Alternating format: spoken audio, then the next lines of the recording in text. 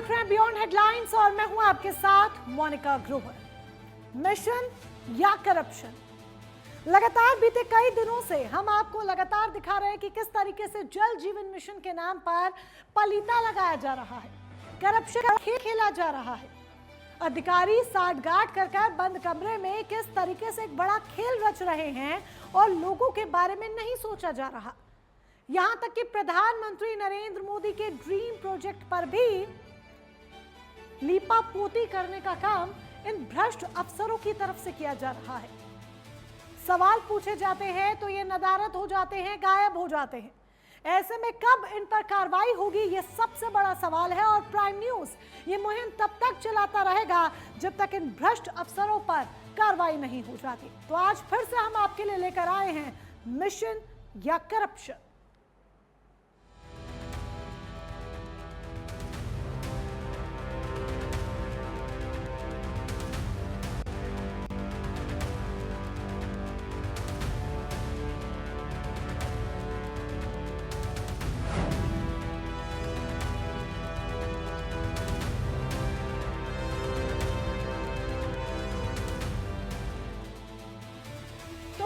Mission या corruption का part 3 हम आपके समक्ष रख रहे हैं। उत्तर प्रदेश के गांव में हर घर तक शुद्ध पानी पहुंचाने का सपना, जो प्रधानमंत्री नरेंद्र मोदी का विजन है और मुख्यमंत्री योगी आदित्यनाथ का संकल्प, क्या उसे चंद भ्रष्ट अधिकारियों ने अपनी तिजोरी भरने का जरिया बना लिया है? पिछले एपिसोड में हमने आपको दिखाया था कि कैसे गुणवत्ता से समझौता कर लाइनर घोटाले को अंजाम दिया गया। आज हम उस परत को उखाड़ेंगे जहां लखनऊ के कमरों में सरकारी नियमों का कत्ल किया गया। आज हम आपको दिखाएंगे कि कैसे आरसीसी की मजबूत टंकियों को दरकिनार कर एक किचन के बर्तन बनाने वाली कंपनी यानी गोयल को अरबों का टेंडर दे दिया गया।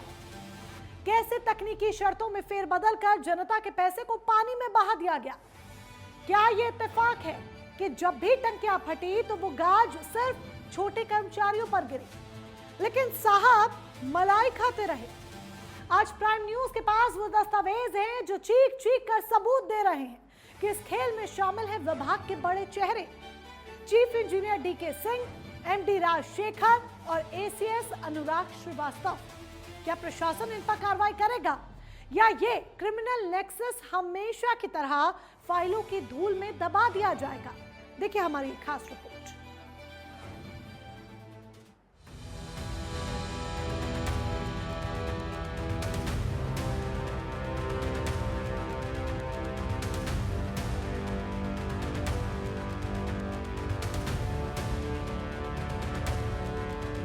प्राइम न्यूज की वो महा इन्वेस्टिगेशन जिसने उत्तर प्रदेश के जल निगम के बंद कमरों तक हड़कंप मचा दिया है।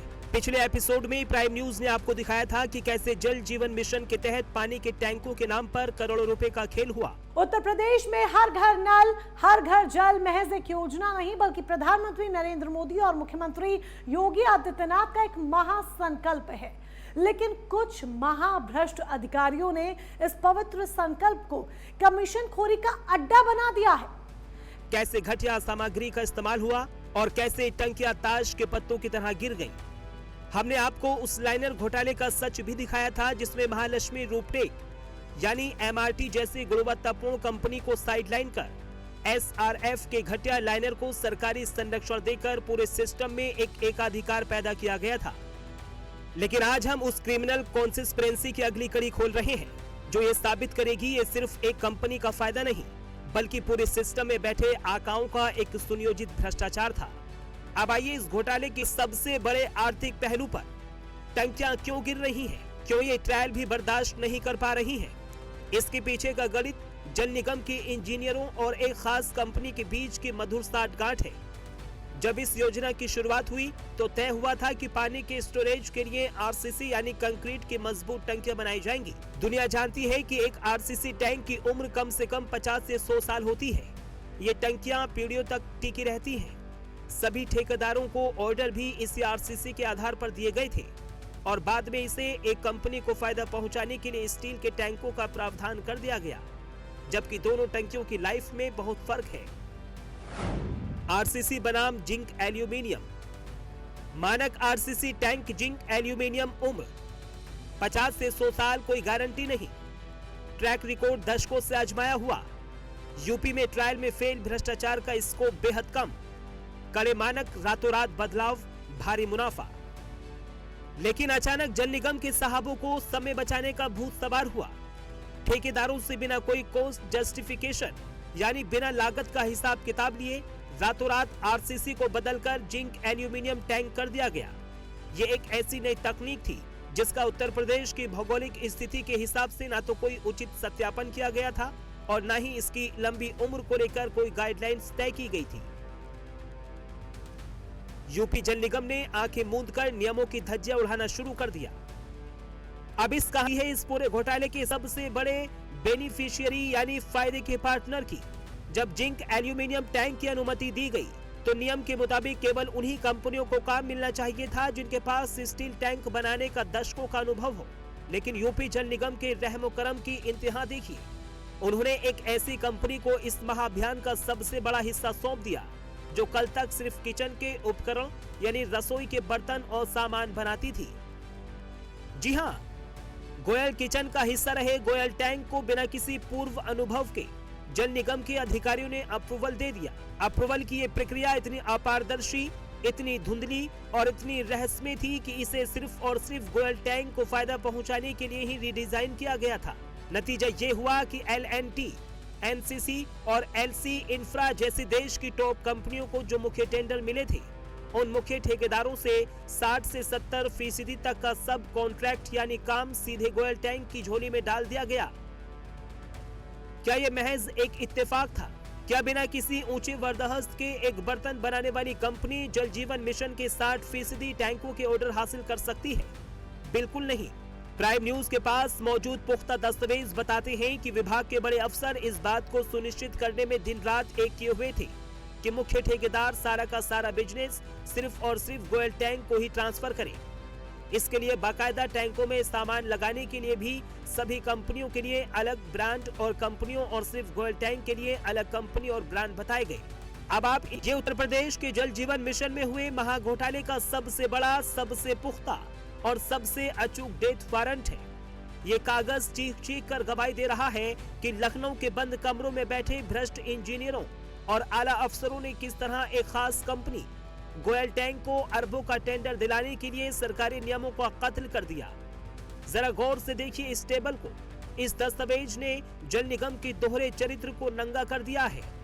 देश की बड़ी और नामी कंपनियों के लिए नियम कुछ और थे और भ्रष्टाचार के लाडले गोयल टैंक के लिए नियम कुछ और। तकनीकी भाषा में समझिए कि कैसे कागजों पर हेरफेर करके जनता की जिंदगी को खतरे में डाला गया और एक कंपनी को अंधाधुंध मुनाफा कमाया गया। पानी की आसमान छूती टंकियों को मजबूती से जकड़कर रखने के लिए अन्य सभी कंपनियों के लिए बेहद सख्त और मजबूत 10.9 ग्रेड के नट बोल्ट लगाना अनिवार्य था। स्ट्रक्चरल स्टील अन्य के लिए जहां टाटा JSW सेल अनिवार्य था, लेकिन गोयल टैंक को KL steel SAIL ISI marked JSW यानी किसी भी साधारण ISI मार्क ब्रांड के इस्तेमाल की खुली छूट दे दी गई। नट बोल्ट के लिए अन्य कंपनियों के लिए बेहद मजबूत 10.9 ग्रेड ISO 898 IS 1367 का नट बोल्ट अनिवार्य था, लेकिन इनके लिए नियम शिथिल करके 8.8 ग्रेड TWF, अनब्राको, TVS, सुंदरम की अनुमति दी गई। इससे उनके नट बोल्ट लगभग 25% सस्ते हो गए। गैल्वाल्यूम रूफ शीट के लिए अन्य के लिए न्यूनतम 0.6 mm मोटाई के साथ टाटा JSW सेल तय था, लेकिन गोयल टैंक को तीसरे दर्जे के make JSW Tata blue scope Dong की भी अनुमति दी गई जो दूसरों के लिए प्रतिबंधित था। खेल सिर्फ नट बोल्ट का नहीं था साहब, खेल तो टंकी की फौलादी चादरों का भी था। जहां दूसरी प्रतिष्ठित कंपनियों के लिए सख्त आदेश था कि उन्हें 3 mm मोटाई की टाटा या फिर JSW की स्टील शीट ही लगानी होगी, तो वहीं गोयल टैंक के आगे रिमार्क में लिख दिया गया कि वो इससे कम मोटाई की शीट का भी इस्तेमाल कर सकते हैं। अब प्राइम न्यूज का सीधा सवाल है, क्या बिना चीफ इंजीनियर डीके सिंह, सचिव राजशेखर और एसीएस अनुराग श्रीवास्तव की मिलीभगत के सरकारी फाइलों में किसी एक कंपनी को फायदा पहुंचाने के लिए ऐसे दोहरे नियम बनाए जा सकते हैं? बाकियों के लिए नियम फौलाद के और गोयल टैंक के लिए नियम मोम के। ये साफ तौर पर साबित करता है कि बड़ी कंपनियों से 60 से 70% का बिजनेस छीनकर गोयल टैंक की झोली में ट्रांसफर करने का ये एक सोची समझी क्रिमिनल प्लानिंग का हिस्सा था। भ्रष्टाचार का ये खेल इतना घिनौना था कि जो टैंक व्यवसाय के पुराने और प्रतिष्ठित खिलाड़ी थे, उनके लिए तो जल निगम के बहुत ऊंचे और कड़े नियम तय कर रखे थे ताकि वो रेस से बाहर हो जाए या उनकी लागत बढ़ जाए। वहीं दूसरी तरफ जल निगम के इंजीनियरों ने गोयल टैंक को घटिया सामग्री का इस्तेमाल करने की लिखित तौर पर छूट दे दी। उनके लिए अलग से फाइलों और दस्तावेजों को मंजूरी दी गई ताकि गोयल टैंक की निर्माण लागत कम हो सके और वो बड़ी कंपनियों से लगातार ऑर्डर लेकर भारी और अंधाधुंध मुनाफा कमा सके। ये पूरी की पूरी सरकारी मशीनरी सिर्फ एक कंपनी की तिजोरी भरने के लिए प्राइवेट एजेंट की तरह काम कर रही थी। इस महा घोटाले की जड़ें कितनी पुरानी और कितनी गहरी है, उसका एक और पुख्ता दस्तावेज अब प्राइम न्यूज के पास है। जरा गौर से देखिए, 18 अगस्त 2022 का ये लेटर हैदराबाद की एक बड़ी joint venture company वसाई PPL SMC जेवी जल निगम के एग्जीक्यूटिव डायरेक्टर को सीधी चिट्ठी लिखती है। पत्र में साफ साफ मांग की गई है कि जल जीवन मिशन के फेज 2 और 3 के लिए मिस्टर गोयल स्टील टैंक्स के क्वालिटी इंश्योरेंस प्लान यानी QAP को बिना किसी देरी के तुरंत मंजूरी दी जाए। गौर कीजिए, ये वही गोयल टैंक है जिसके पास स्टील टैंक तकनीक का कोई पुराना अनुभव नहीं था, लेकिन बड़े ठेकेदारों से लेकर जल निगम के साहबों तक हर कोई सिर्फ इसी एक नाम को आगे बढ़ाने के लिए बेचैन था। खेल की असली कड़ियां तब जुड़ती एक कॉपी सीधे मैनेजिंग डायरेक्टर यूपी जल निगम की टेबल पर भी मार्क की जाती है। यानी नीचे क्या खिचड़ी पक रही थी, किस चहेती कंपनी के लिए रास्ता साफ किया जा रहा था, इसकी पूरी जानकारी शीर्ष नौकरशाही की बंद फाइलों में मौजूद थी। ये लापरवाही नहीं साहब, ये आंखों पर पट्टी बांधकर एक खास कंपनी की तिजोरी भरने का वो खेल था जिसका खामियाजा आज यूपी के ग्रामीण भुगत रहे हैं। जब पाप का घड़ा भरता है तो धमाका होता है। जब एक के बाद एक टंकियां फटने लगी, मीडिया में खबरें आने लगी, तो इस पूरे भ्रष्टाचार के असली सरगनाओं ने खुद को बचाने के लिए बलि के बकरों की तलाश शुरू की। कार्रवाई के नाम पर क्या हुआ? हमेशा की तरह जूनियर इंजीनियर, असिस्टेंट इंजीनियर और एग्जीक्यूटिव इंजीनियर को सस्पेंड कर दिया गया। छोटे कर्मचारी करके फाइल करने की कोशिश की गई, जैसा कि अन्य जगहों की तरह बलरामपुर में भी हुआ। लेकिन प्राइम न्यूज आज लखनऊ के जल जीवन मिशन के ऑफिस में बैठे उन बड़े अधिकारियों से सवाल पूछ रहा है जो इन जूनियर इंजीनियरों के पीछे छुपकर अरबों रुपए डकार गए। टंकियों के फटने के वास्तविक कारणों की कभी कोई निष्पक्ष तकनीकी जांच क्यों नहीं कराई गई? सरकारी खजाने को जो करोड़ों रुपए का नुकसान हुआ, उसकी रिकवरी इन बड़े अफसरों की सैलरी और संपत्ति से क्यों नहीं की गई? अब आपको इस भ्रष्टाचार के पेड़ की वो टहनियां भी दिखाते हैं जिनकी वजह से इस पूरी योजना को पलीता लगा है। राजशेखर MD जल निगम रूरल और सचिव Namami Gange and rural water supply ACS Anurag Shrivastava, chief engineer DK Singh.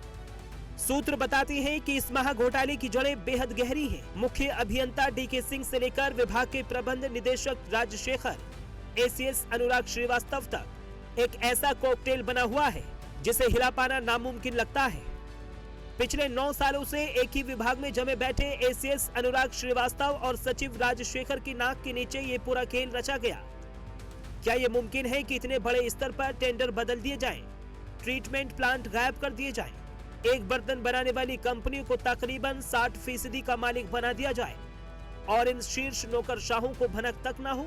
ये लापरवाही नहीं है साहब, ये सीधे सीधे भ्रष्टाचार में शीर्ष अफसरों की संलिप्तता की गवाही है। सवालों की आंच से कब तक बचाओगे दामन अपना? कागज के पन्नों पर लिखा झूठ सच की एक दहाड़ से बिखर जाता है। इस पूरे मामले को लेकर जब प्राइम न्यूज ने यूपी के जल शक्ति मंत्री स्वतंत्र देव सिंह से बात की तो उन्होंने जूनियर इंजीनियर और असिस्टेंट इंजीनियर पर कार्रवाई और कंपनियों को ब्लैकलिस्ट करने की बात कहकर अपना पल्ला झाड़ लिया। लेकिन मंत्री जी, सवाल छोटे कर्मचारियों पर कार्रवाई का नहीं है, सवाल उस सिस्टम का है जिसे लखनऊ के बंद कमरों में ऊपर बैठकर डिजाइन किया गया। वहीं दूसरी तरफ भ्रष्टाचार के इन बड़े चेहरों चीफ इंजीनियर डीके सिंह, सचिव राजशेखर और एसीएस अनुराग श्रीवास्तव से जब भी इस घोटाले पर जवाब मांगा गया तो ये अधिकारी खामोशी की चादर ओढ़कर सब कुछ नजरअंदाज करते रहे। लेकिन प्राइम न्यूज की ये इन्वेस्टिगेशन इन साहिबों को खामोश नहीं रहने देगी। हम पूछ रहे हैं वो 5 सवाल जिनका जवाब उत्तर प्रदेश की 25 करोड़ जनता का हक है।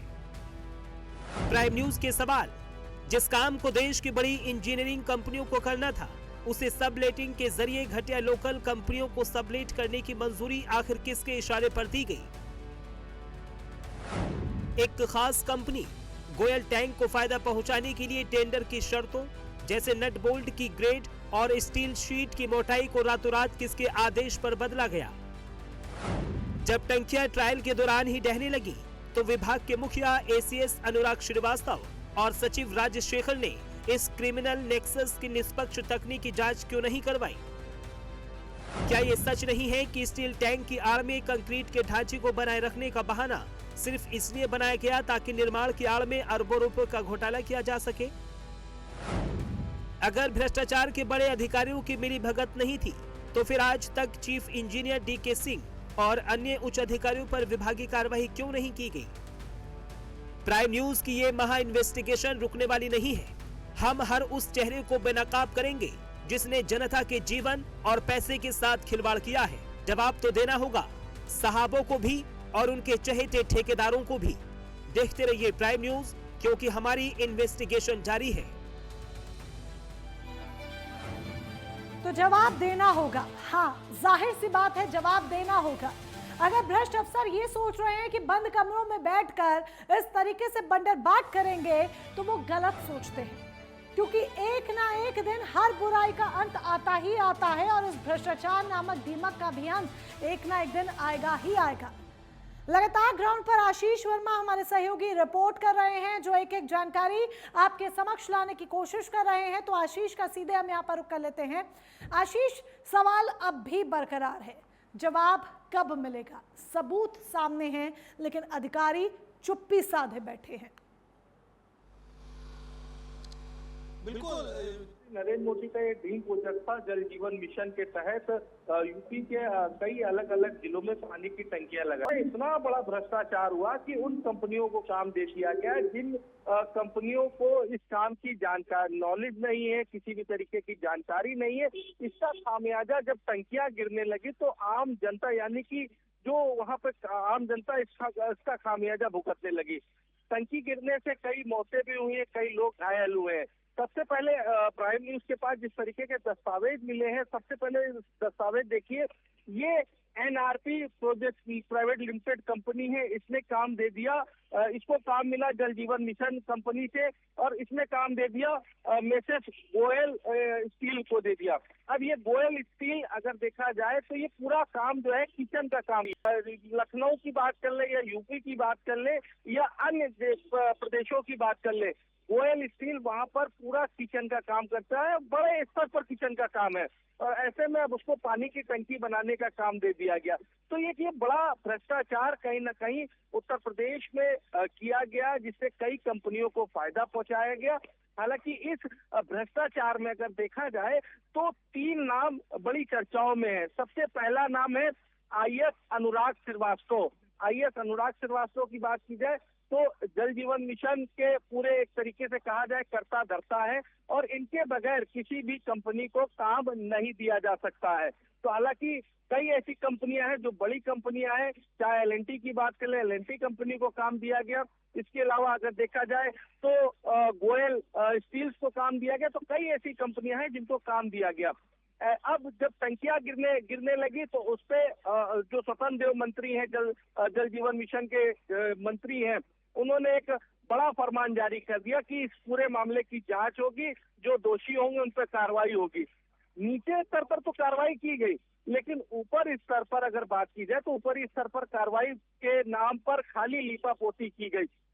इसमें सबसे अहम अगर देखा जाए तो सबसे अहम भूमिका है जो इंजीनियर है। इंजीनियर की सबसे अहम भूमिका है।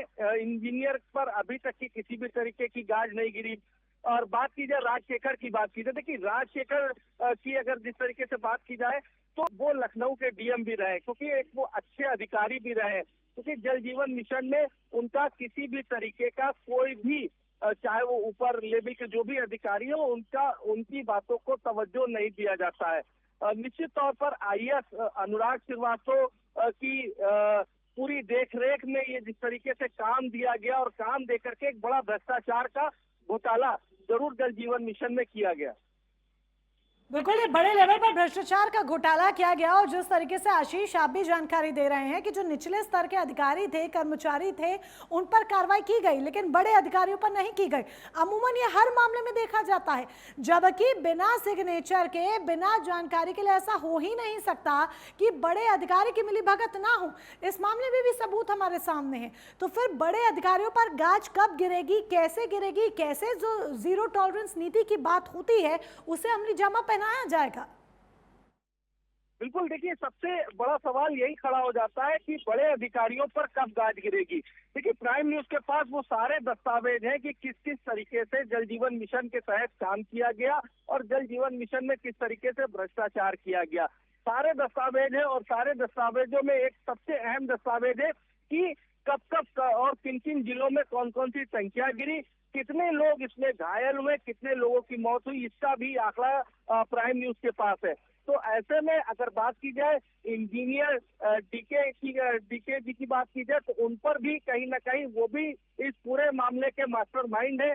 सबसे पहले इन पर भी गाज गिरनी चाहिए। साथ ही साथ आईएएस अनुराग श्रीवास्तव की अगर बात की जाए तो इनको भी कहीं ना कहीं इनके ऊपर भी गाज गिरनी चाहिए। लेकिन नीचे स्तर पर कार्रवाई कर दी गई, अगर देखा जाए तो एई पे कार्रवाई कर दी गई, जेई पे कार्रवाई कर दी गई, लेकिन ऊपर बैठे जो अधिकारी हैं जिनके साइन से ये पूरा खेल हुआ, जिन्होंने फाइल साइन करी, उन पर किसी भी तरीके की कोई भी कार्रवाई नहीं हुई और आज भी वो बैठकर मौज काट रहे हैं आशीष, लेकिन ऐसा नहीं है।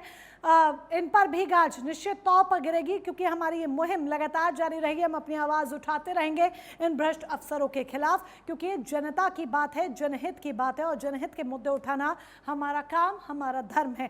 फिलहाल आप जुड़े, जानकारी के लिए बहुत बहुत शुक्रिया आपका। इस बीच आपको ये भी बता दें कि लगातार हमारी टीम इन तमाम भ्रष्ट अफसरों को फोन मिलाने की कोशिश करती रही ताकि कैमरे पर आपके सामने हम उनसे सवालों के जवाब ले सके, लेकिन वो नदारद है, गायब है, फोन नहीं उठा रहे हैं। किसी का फोन बंद जाता है तो कोई फोन का जवाब नहीं देना चाहता है। कैमरे के सामने चुप्पी और फाइलों में हेरफेर। साहब, आप कब तक सच को नजरअंदाज करेंगे? जनता का पैसा आपकी तिजोरी में नहीं, आपके हकों पर खर्च होना चाहिए था। आप भाग सकते हैं लेकिन सबूतों के इस जाल से नहीं भाग सकते। उत्तर प्रदेश की जनता देख रही है और प्राइम न्यूज तब तक चैन से नहीं बैठेगा जब तक एक एक जिम्मेदार चेहरे पर से नकाब नहीं हट जाता। ये सिलसिला जारी है क्योंकि सच कभी छिपता नहीं। फिलहाल के लिए इजाजत दीजिए, नमस्कार।